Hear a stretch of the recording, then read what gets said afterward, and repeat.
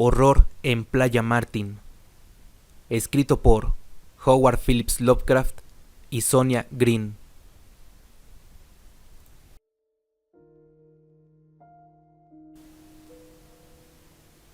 Nunca he oído una explicación ni remotamente adecuada sobre el horror de Playa Martin.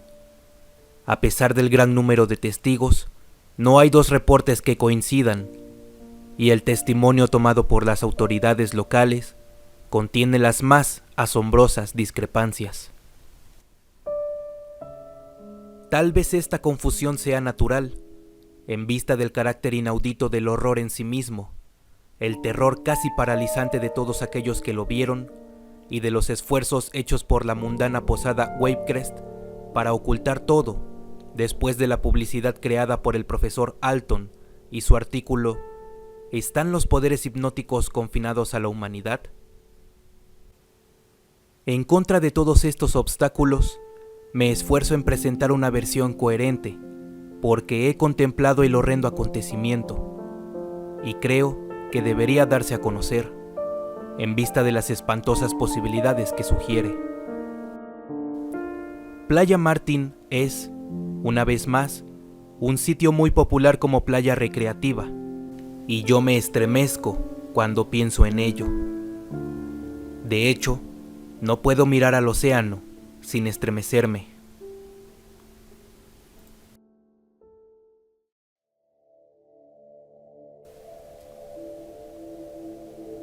El destino no siempre carece de un sentido de drama y clímax.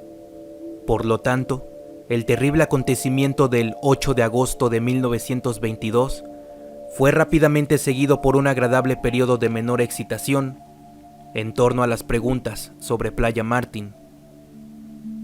El 17 de mayo, la tripulación de un barco pesquero, el Alma de Gloucester, capitaneado por James P. Horn, mató, tras una batalla de casi 40 horas, a un monstruo marino, cuyo tamaño y aspecto produjeron la más grande agitación posible en los círculos científicos, por lo que ciertos naturalistas de Boston tomaron todas las precauciones para su preservación en taxidermia.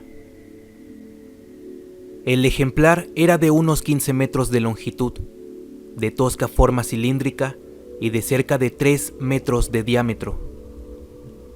Era, inequívocamente, un pez con branquias en la mayoría de sus rasgos, pero con algunas modificaciones curiosas, tales como rudimentarias patas delanteras y pies con 6 dedos en lugar de 5, y de aletas pectorales, las cuales inspiraron las más amplias especulaciones.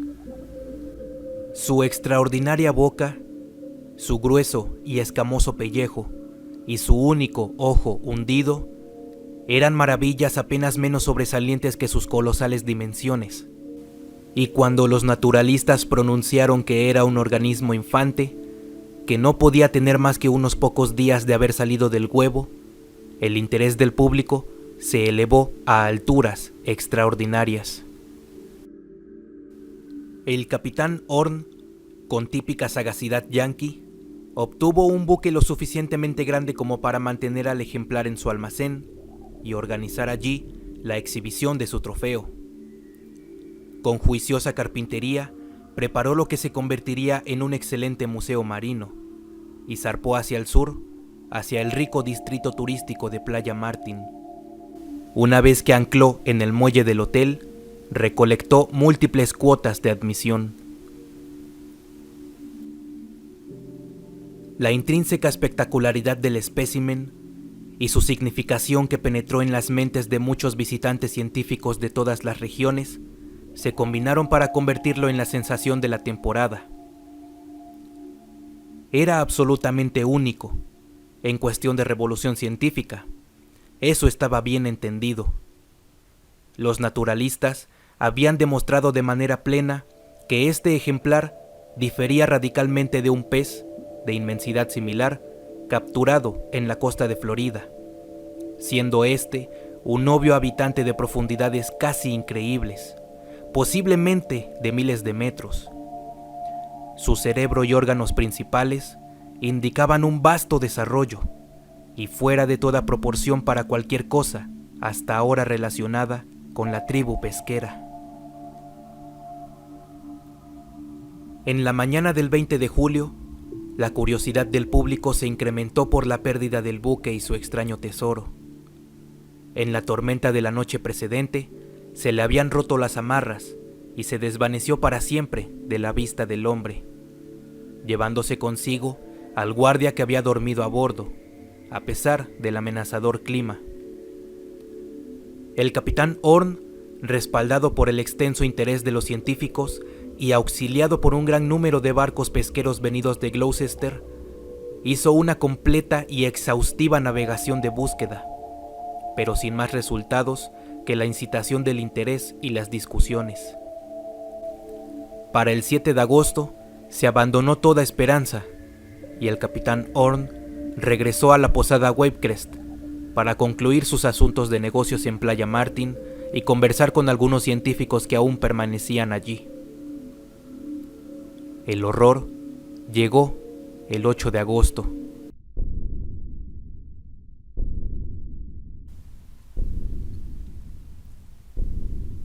Pasó durante el crepúsculo, cuando las grises gaviotas sobrevolaban cerca de la costa y la puesta de luna comenzaba a brillar en una línea sobre las aguas. La escena es importante de recordar, porque cada impresión cuenta. En la playa había varios paseantes y algunos bañistas tardíos, rezagados de la distante colonia de cabañas que se eleva modestamente en las colinas del norte o de la adyacente posada, cuyas imponentes torres proclamaban su lealtad a la riqueza y la grandeza. Dentro del campo visual había otro grupo de espectadores, los haraganes en las terrazas cubiertas e iluminadas de la posada, quienes parecían disfrutar de la música del suntuoso salón de baile. Estos espectadores, incluidos el capitán Horn y su grupo de científicos, se unieron al grupo de la playa antes de que el horror progresara demasiado. Lo mismo hicieron muchos de la posada. Ciertamente no hubo falta de testigos, sino que confundieron sus relatos por el miedo y la duda de lo que vieron. No hay registro exacto del momento en que todo empezó. No obstante, la mayoría dijo que la luna estaba a un pie por encima de los vapores bajos del horizonte. Mencionaron la luna porque lo que vieron pareció sutilmente conectado con esta. Era una especie de cautelosa, deliberada y amenazante onda que se extendía desde el lejano horizonte a través de la resplandeciente línea de los reflejos de la luz de la luna, y que pareció disminuir antes de alcanzar la costa. Muchos no notaron esta onda hasta que la recordaron por los eventos posteriores, pero parece que fue muy sobresaliente, diferente en altura y movimiento a las olas normales a su alrededor. Algunos la describieron como astuta y calculadora, y, como si se extinguiera astutamente por los lejanos arrecifes negros, de repente, desde la resplandeciente agua salada, fue arrojado un alarido de muerte, un grito de angustia y desesperación que estremeció a todos aquellos que lo escucharon. Los primeros en responder al alarido fueron los dos guardacostas a cargo, robustos hombres en trajes de baño blancos, con su insignia distintiva en letras rojas sobre sus pechos. Acostumbrados como estaban al trabajo de rescate y a los gritos de los que se están ahogando, no pudieron encontrar nada familiar en las sobrenaturales ululaciones, mas con sus entrenados sentidos del deber, ignoraron toda extrañeza y procedieron a realizar su protocolo para tales casos. Tomaron deprisa un salvavidas inflable que, junto con su bobina de cuerda adherida, siempre tenían a la mano. Uno de ellos corrió muy rápido a lo largo de la costa hasta la escena en donde se aglomeraba la multitud. Desde ahí lanzó el objeto. Luego de girarlo varias veces para ganar impulso, arrojó el disco hueco muy lejos en dirección hacia donde había venido el sonido. Después de que el salvavidas desapareciera entre las olas, la multitud aguardó con curiosidad para ver a aquel cuya angustia había sido tan grande, impacientes del rescate logrado por la inmensa cuerda. Pero pronto quedó claro que el rescate no sería asunto rápido ni sencillo. Por más que intentaron tirar de la soga, los dos musculosos guardacostas no pudieron mover aquel objeto que estaba al otro extremo. Por el contrario, notaron que aquello jalaba con igual o mayor fuerza en la dirección opuesta. En segundos fueron arrastrados hacia el agua por la extraña fuerza que se había enganchado al salvavidas. Uno de ellos, al recuperarse, pidió ayuda a la multitud de la costa, a quienes les arrojó la bobina con el remanente de la soga. Y en un instante, los guardacostas fueron respaldados por los hombres más fornidos, y de entre ellos, el capitán Horn.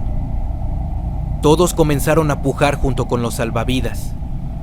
Más de una docena de fuertes manos estaban ahora remolcando desesperadamente la gruesa cuerda. Sin embargo, no obtuvieron ningún resultado. Mientras más fuerte jalaban, la extraña fuerza del lado opuesto oponía mayor resistencia. Y ya que ninguno de los extremos descansaba, la cuerda se volvió rígida como el acero por la enorme tensión. Los esforzados participantes, al igual que los espectadores, estaban consumidos por la curiosidad acerca de la naturaleza de esta fuerza en el mar.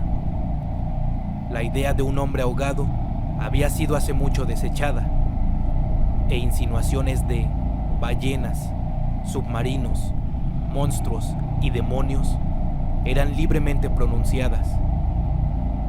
La humanidad movió a los rescatistas en un principio. La sorpresa los mantuvo en su propósito y seguían tirando con la sombría determinación de descubrir el misterio. Fue opinión general el que una ballena debía haberse tragado al salvavidas.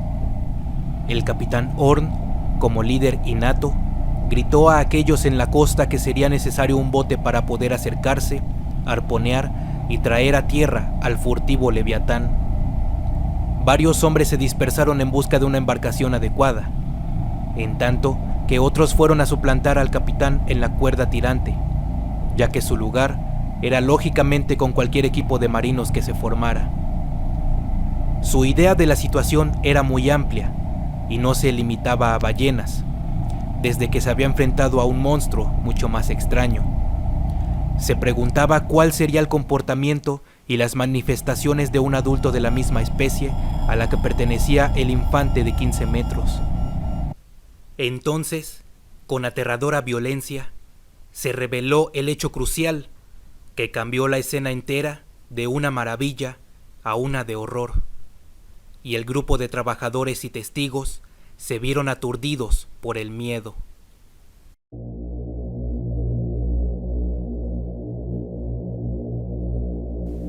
Cuando el capitán Horn intentó cambiar su lugar en la cuerda, encontró sus manos adheridas por una indescriptible fuerza, y en un segundo comprendió que era incapaz de soltar la cuerda. Su problema fue adivinado al instante por los demás, y cada uno hizo la prueba en su propia situación. Todos estaban en las mismas condiciones. El hecho no podía negarse. Cada uno de los hombres estaba irresistiblemente sujeto a la cuerda de cáñamo por alguna misteriosa atadura que, lenta, horrible e implacablemente, los jalaba hacia el mar. Un indescriptible horror sobrevino, un horror en el que los espectadores quedaron petrificados en absoluta inmovilidad y caos mental. Su total desmoralización estaba reflejada en los conflictivos reportes que dieron y las vergonzosas excusas que ofrecieron por sus aparentemente insensibles inacciones. Yo fui uno de ellos, y lo sé. Incluso los que jalaban, después de una serie de frenéticos gritos y fútiles quejidos, sucumbieron a la paralizante influencia y guardaron un silencio fatal ante los desconocidos poderes. Estaban bajo una pálida luz de luna, pujando ciegamente contra una espectral condena e inclinándose monótonamente hacia atrás y hacia adelante, a medida que el agua llegó primero a sus rodillas, luego a sus cinturas. La luna se ocultó parcialmente tras una nube, y en la penumbra, la línea de hombres que luchaban semejaba a algún siniestro y gigantesco ciempiés, retorciéndose en garras de una muerte sigilosa. La cuerda se endurecía más y más a medida que los tirones en ambas direcciones aumentaban. La costa era tragada por la tranquila marea de olas crecientes, a paso lento, hasta que las arenas, pobladas hace no mucho por niños risueños y amantes rumorosos, eran engullidas por la inexorable corriente. La manada de espectadores, presas del pánico, retrocedían ciegamente a medida que el agua se deslizaba por sus pies, mientras la aterrorizada línea de luchadores se balanceaba horriblemente, semisumergidos y ahora a una distancia considerable de su audiencia. El silencio era total. La multitud, tras amontonarse en un sitio más allá del alcance de la marea, miraba con muda fascinación, sin ofrecer una palabra de aliento o un consejo, mucho menos intentar alguna clase de asistencia. Había en el aire un miedo de pesadilla hacia un mal inminente, algo que el mundo nunca antes había conocido. Los minutos parecían extenderse a horas, y todavía la serpiente humana de torsos ondeantes se podía ver por encima de la creciente y veloz marea. Ondulaba de manera rítmica, lenta y horriblemente, con el sello de la fatalidad sobre ella. Espesas nubes ocultaron a la luna en ascenso, y la línea de resplandores sobre las aguas se desvaneció. La serpenteante línea de cabezas se retorcía muy tenue. De vez en cuando se veía el rostro lívido de alguna víctima resplandeciendo pálido en la oscuridad. Se juntaron las nubes cada vez más rápido hasta que, de sus interiores, dispararon afiladas lenguas de fuego. Los truenos brotaron, suaves al principio, pero pronto aumentaron hasta llegar a una ensordecedora y delirante intensidad. Entonces sobrevino un choque culminante, una sacudida cuyas reverberaciones parecieron sacudir la tierra y el mar de igual manera, y tras de sí se desató un chubasco cuya violenta lluvia dominó sobre el mundo oscurecido, como si se hubieran abierto las compuertas de los cielos para derramar un vengativo torrente. Los espectadores actuaron instintivamente, no obstante la falta de conciencia y pensamiento coherente, y se retiraron hacia el montículo, sobre el que se elevaba la terraza del hotel. Los rumores habían alcanzado a los huéspedes del interior, así que los refugiados se encontraron con un estado de terror casi igual al suyo. Creo que algunas palabras atemorizadas fueron proferidas, pero no estoy seguro. Algunos, los que se hospedaban en la posada, se retiraron aterrorizados a sus habitaciones, mientras que otros permanecieron para observar el rápido hundimiento de la línea de cabezas agitadas, que aún se veía sobre las crecientes olas bajo el irregular resplandor de los relámpagos.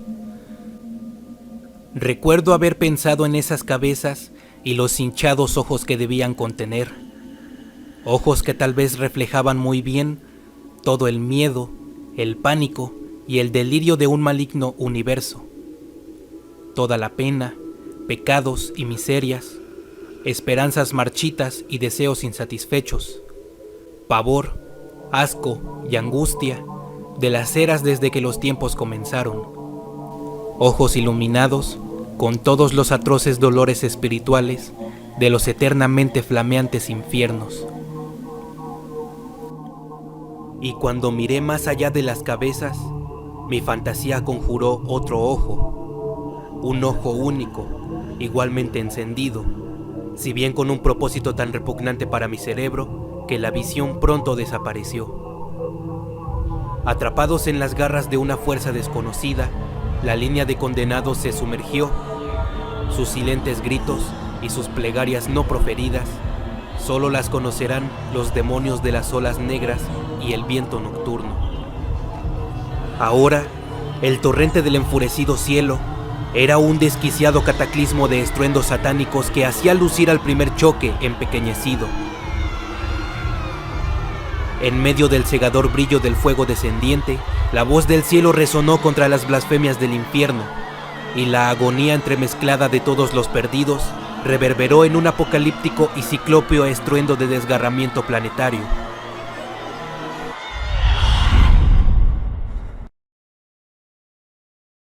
Ese fue el fin de la tempestad, ya que cesó la lluvia de modo repentino y misterioso, y la luna, una vez más, alumbró con sus pálidos rayos sobre un mar extrañamente calmo.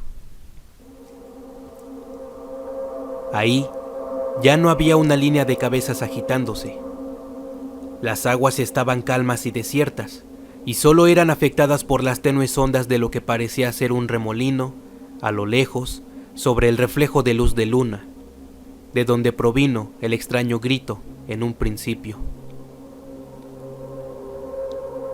Y cuando miré hacia esa traicionera línea de brillos plateados, con febril imaginación y sentidos agobiados, se filtró en mis oídos, proveniente de una abismal profundidad, el débil y siniestro eco de una risa.